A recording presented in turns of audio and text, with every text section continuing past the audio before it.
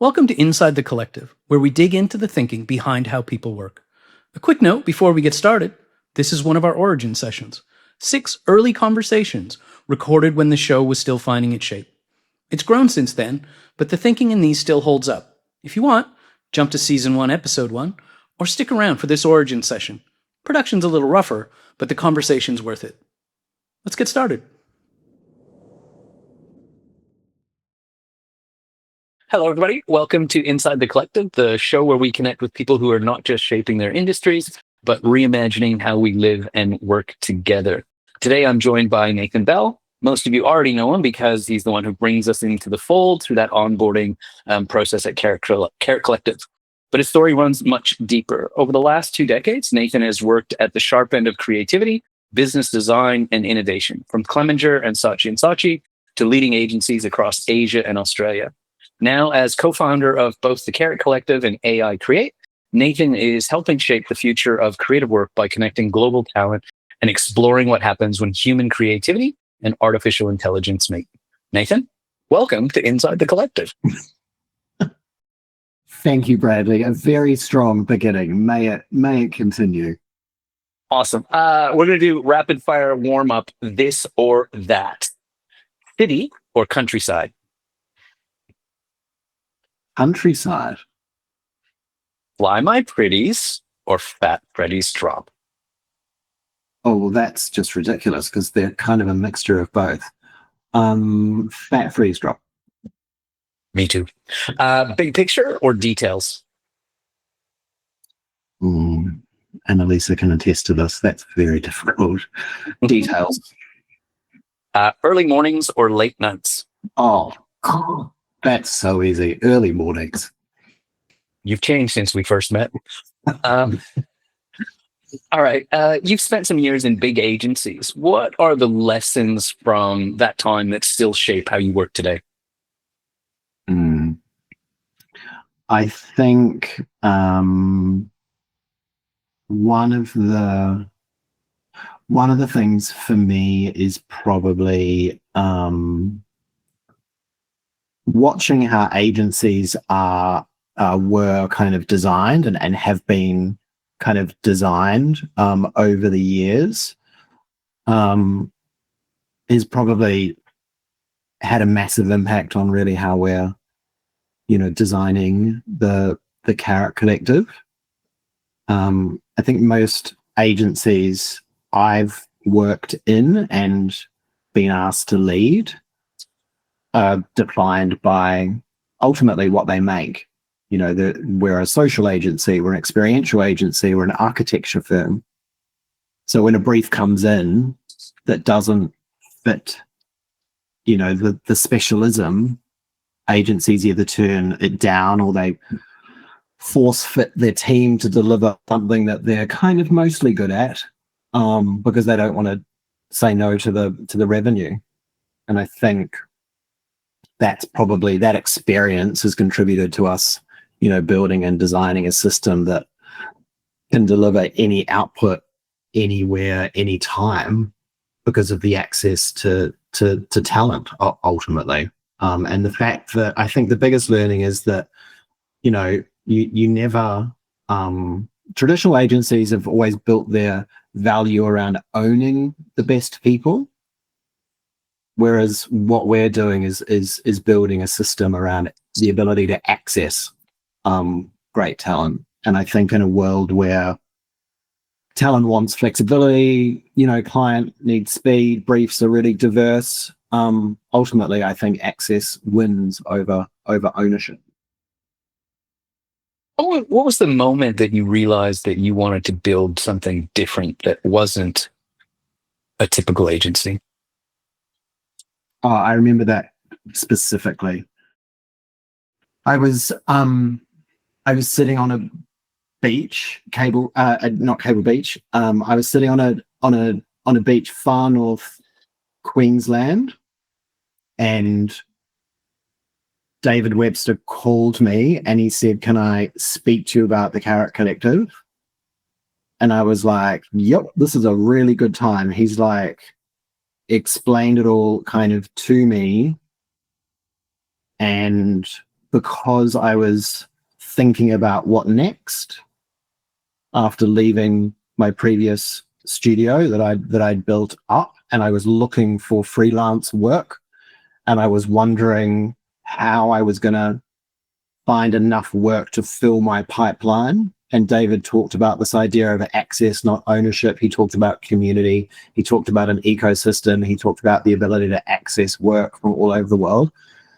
It was all of the things I needed as a creative professional. And the more we talked about it, I met Paolo, I met Annalisa, I met Fabio, I met Nico. The more we talked about it, I was like, holy shit, I want to be part of designing this, because this is something I need and I would use. I remember that. I remember that moment really clearly. Sounds like a real pivotal moment in your life. Yeah, because it was a solution to something I needed, and that was causing me great anxiety. Because I knew the world was changing and kind of not collapsing. That's a bit dramatic, but I knew the world was changing behind me. And I could either, kind of be a freelancer for the rest of, the next 15 or 20 years, or I could kind of contribute to something much, much bigger. And hopefully I am. Most of us know you through the onboarding process. What is it that you're looking for when you bring someone new into the collective? Mm. Yeah, that's a great question. Um, so it's fascinating for me, and I constantly talk about the fact that, I've definitely got the best job as far as the full-time, leadership crew within the Carrot Collective, because I get to meet all of you. I get to hear all of your stories, understand your needs. Often I get to meet your children, understand your relationships. Like, we get very close through the process. And for some random Kiwi guy who sits in Melbourne to meet all these remarkable people and know them intimately and really, really quickly is such a gift, because I spend so much time researching the people, often on LinkedIn, before I meet them. My imposter syndrome comes out because I'm looking at someone's LinkedIn profile going, oh my God, they're so clever, they're so smart, they've worked on such amazing things. And then the screen opens and we meet for the first time, and everyone's sitting in their front room or at their kitchen bench going, hey, heard about the Carrot Collective, that's a strange name, can you help me get some work, please? And that's basically what it kind of boils down to. Everybody's looking for a sense of connection, some belonging. We're all working alone, but together. And so everybody just wants kind of this sense of connection. They want to feel a part of something, and they want some financial consistency and security. And, no LinkedIn profile, no portfolio. Once all that armor comes off, that's ultimately what everybody's looking for. And so when I'm having a conversation with someone, because I'm able to hold kind of systems thinking and design and pragmatics quite evenly with empathy and humanity, I can kind of quickly decipher whether they're going to bring value and be really generous with their experience and their network, or whether they're going to sit and wait for things to be delivered to them, which is not necessarily a slight on someone's personality.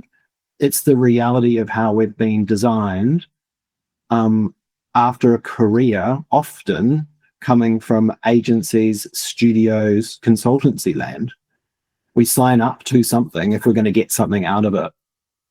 And sometimes people miss the fact that we're a collective. And sometimes we don't do a great job of explaining that.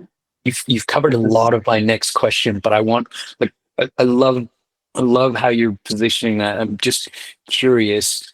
The Carrot Collective isn't built for people; it's built by people. So, what does that really mean? Ultimately, it's about us providing a platform. It's about us providing a container and also creating this kind of ecosystem, this network to allow people to come to this kind of marketplace and offer in exchange.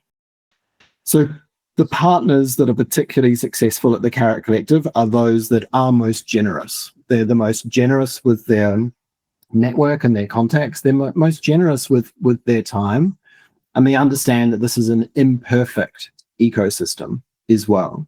So we often see, say, for example, partners that go through an onboarding process and then they sit and wait for projects or opportunities to come to them, and then they'll tap out.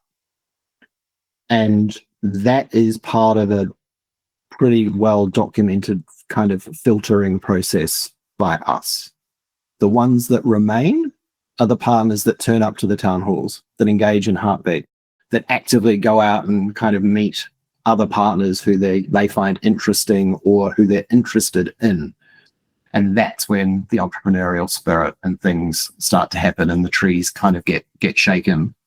And I think that for me is when the magic kind of starts to happen. Feels like the leadership team has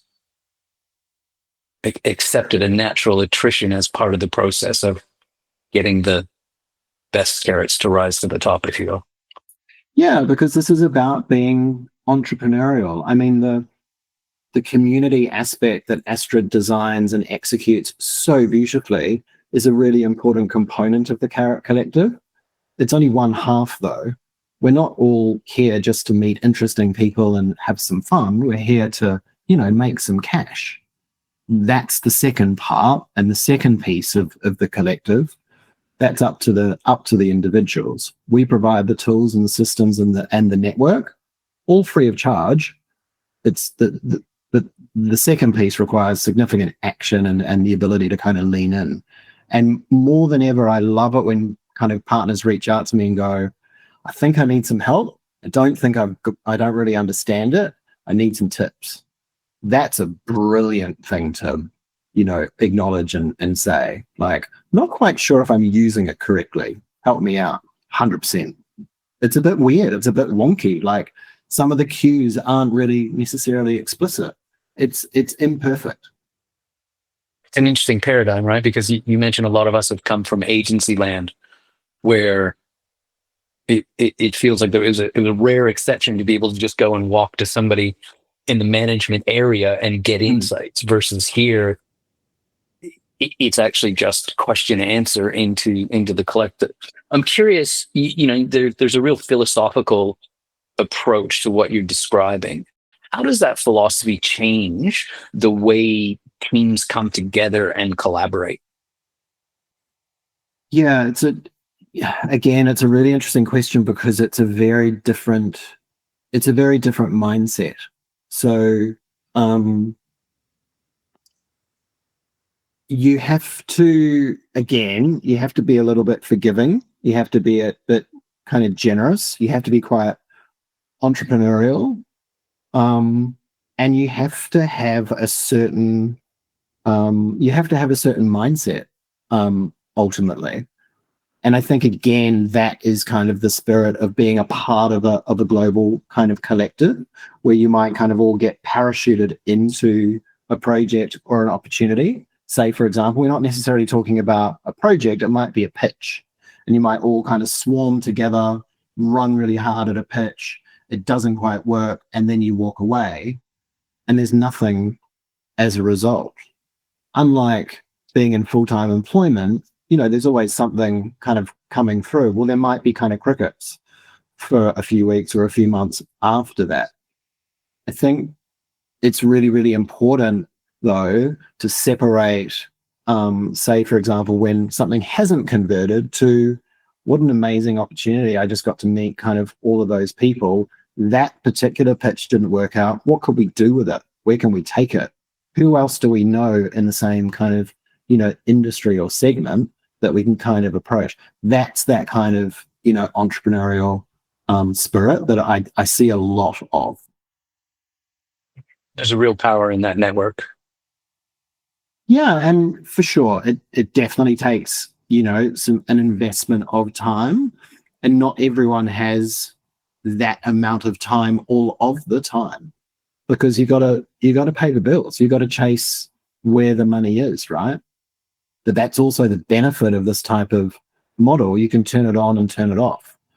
No one's Mm. checking whether you're turning up to the town halls. No one's checking whether you've read the heartbeat message. No one's checking if you are up for, being a part of a project. It's entirely up to you. You can dip in and dip out whenever you want to, and that's absolutely fine. I love that. I'm curious, what is it that you want people inside the collective to understand about the bigger vision of what's being built here? Hmm. I think I think to to kind of acknowledge and feel a sense of pride that what we're all trying to build here is really hard. Um, and that most people, take the path of least resistance. It's really easy to hire 50, 200 people, put them on a salary, lock them into contracts, call yourself an agency because you've got one really big client. That model is 100 years old. That playbook exists. Investors understand it. Clients recognize it. You can copy what WPP or Omnicom or, one of the big design firms have done if you want. But this model, it's a trust-based curated network with infrastructure that's still, forming. It requires us to build systems most agencies don't have. It requires us to solve problems traditional agencies and design firms have never had to solve. How do you maintain quality when you don't control the team? How do you pass procurement audits for Google and, Unilever when you're not a traditional agency? How do you build culture and trust across, over 100 partners now and 2,500, specialists in, in countries where you've never met the people? We've spent 5 years building the infrastructure. I guess though, David, Paolo, and I are drawn to really hard problems. They're not hard for the sake of it, but they're problems that matter. Problems where if you solve them, we can all unlock something much bigger than ourselves. And I think the Carrot Collective is worth the difficulty because it's the right model for the future. And we've proven it works. Google, Netflix, Unilever, Meta, they're betting on us because they're not betting on us because it's easy. They're betting on us because we're better and because this is the future of how, brands and organizations will procure creative services and creative people in the future. It almost feels like the Carrot Collective is drawing people in that are attracted to hard problems to solve. Yeah, and I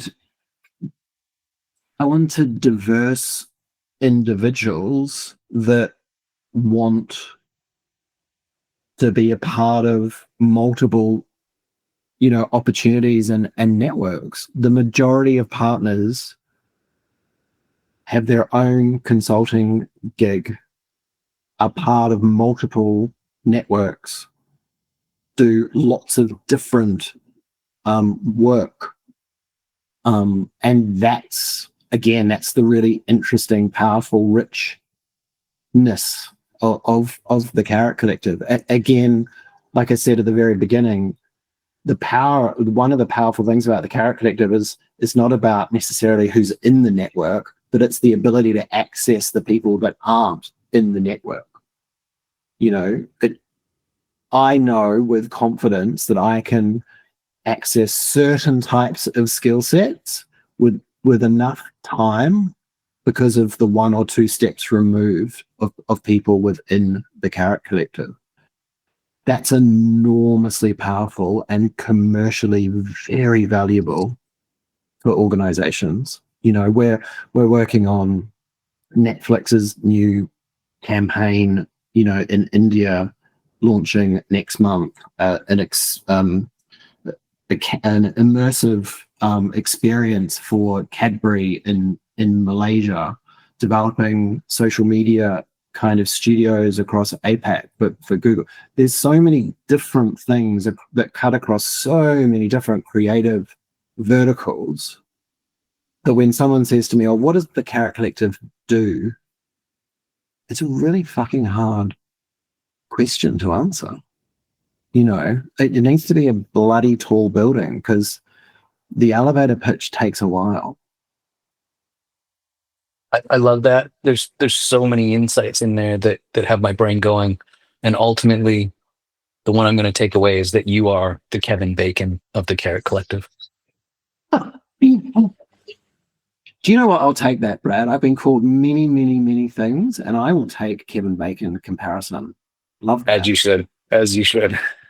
All right. So you talked about sort of where a lot of us came from, traditional agencies and traditional models. And one of the other things that you've and the team are really pushing forward on is with AI Create. So you're exploring where human creativity meets AI.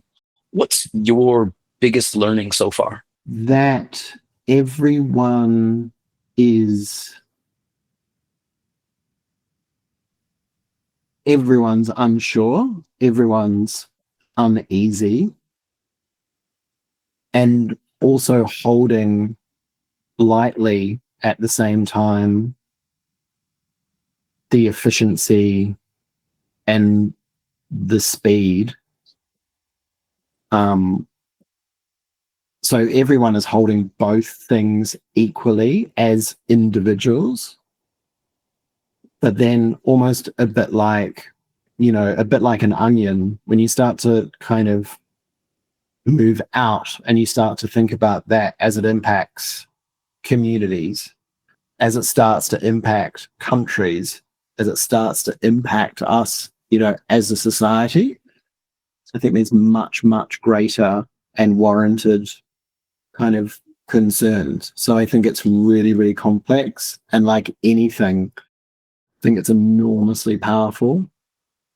I think we've been through these types of uncertainties and evolutions before, as it relates to technology, just never quite at this speed or pace, which is the thing that I think creates anxiety. The only way to combat fear is through education and learning and understanding. The only way is to kind of lean in and learn about it and use it. Just on that, Nathan, what's the mindset that people within the collective need to thrive in that future you're talking about? The greatest thing I think anybody can do to stay relevant and to continue, making a living is to learn how to use it. The majority of us within the Carrot Collective are probably aged between 40 and above. So we still have a solid, 20 odd years ahead of us, assuming that the skills and the network and the knowledge we have today will push us through into that, whatever that retirement thing looks like, which I don't believe in. Like that's gonna trip you up big time. As the as the models of how organizations are procuring creative services, the technology that powers them, and the consumer that's consuming it, which, you know, those 20 and 30-year-olds are coming in hot right behind us. So you better upskill. I may get this wrong, but I think I heard it on the Pivot podcast, and I'm not sure whether it was Scott or Kara, but they said you are unlikely to lose your job to AI, but you will definitely lose your job to someone who knows how to use AI better than you. And that's really resonated with me, to just go, I've got to lean in and figure this out so that I'm not left on the side of the river watching everything go by. And I think it's particularly hard as we all are working on our own, but together.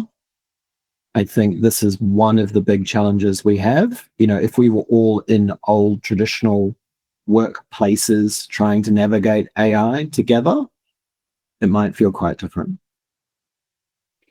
I'm cognizant we're kind of coming up on the half hour. I just I want to shift a little bit and talk around the human side of it now that we've talked about AI. You've built a lot of teams and created cultures. What have you learned about trust and creative freedom along the way? I think to hold things lightly, to hold ideas lightly, to hold your opinions and your bias lightly, and to always question, is there a better way? Ultimately, you know, great ideas deserve to be seen, and the only way great ideas happen if there's a bit of chaos, a bit of permission, and absolutely a way of thinking really, really differently. So as a leader, whatever that means, it's about kind of creating, you know, a system, but also a container for letting some of that madness bubble to the top. And it's not linear. It's never, ever, ever linear. And so, yeah, be comfortable with ambiguity and be comfortable with chaos. And if the ideas come, then that contract of trust between you and your crew comes really closely behind it. Go to our traditional last question. What would you do if you were not afraid? I would be more like E.S. Devlin. I'd be a stage designer. You know, I'd bring architecture and technology and theatre and spectacle together. You know, the idea of designing really immersive worlds, transformative environments that really make you feel something and create memories that you can never ever forget. That's why I, you know, as a confused gay, you know, 7-year-old boy, you know, watching fashion shows secretly on TV in New Zealand, like that's the stuff that got me really, really excited. So the closest thing to that for me was advertising. And I've never, ever, ever kind of forgotten that. And that's what I do. That's my epitome of experience design is stage and set design for sure. Thank you. I love that you've shared that. So these conversations, they help all of us work better together. And Nathan Bacon, thank you for sharing your story and your vision for where creative work is heading, and for showing us what's possible when we build something by people, not for them. So looking forward to seeing what you and the team do next, and all of us as the collective. So Thank you. And also thank you for introducing me to New Zealand dub, still one of my favorite music genres of all time. It will always be associated with you. Thank you. Oh, Brad, thank you for taking such care and making this so easy. And yeah, and thanks for all of you for taking some time out and having a chat.